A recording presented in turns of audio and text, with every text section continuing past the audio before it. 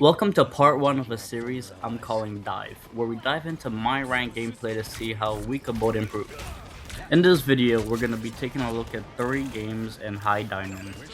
However, in the last gameplay I'll show you guys, I am the main reason that my team lost. Some context before we dive into the gameplay and analyze is I try to be a flex player by playing multiple roles, and my peak is GM. I'm trying to break out of GM, which is why I'm doing this series, so I can get feedback from the community like you guys to be able to improve.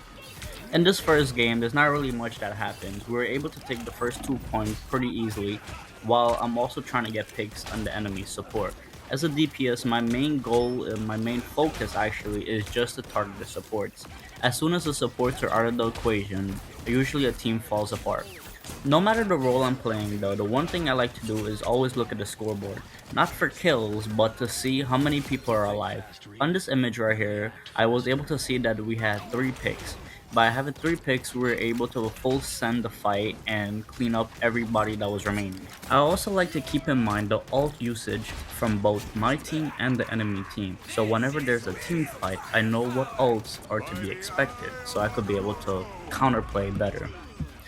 After we pushed it, we were now in the defense. I thought we had this game in the bag, but the enemy team had other plans. They copied our comp by going 3 tanks, 2 support, 1 DPS. And they started to push pretty well. They got the first 2 points. However, I noticed that we couldn't keep this up and we had to change something up. So I switched off DPS and we went 3 tanks, 3 healers to fight back. Even with me going Luna, they were able to push it to tie the score of 3-3, causing us to go to overtime. I knew Luna was not the play, so I went to Rocket to heal bot and used the beacon to bring back my teammates, causing us to win. In this second game that you're seeing right here, we went against a really high dive team that was playing Black Panther and Star-Lord. I'm not gonna lie guys, I really thought we were gonna lose this because a Lord Black Panther had me shivering. But we were able to figure out what worked. We decided to go fantastic and just put all our resource and pocket him.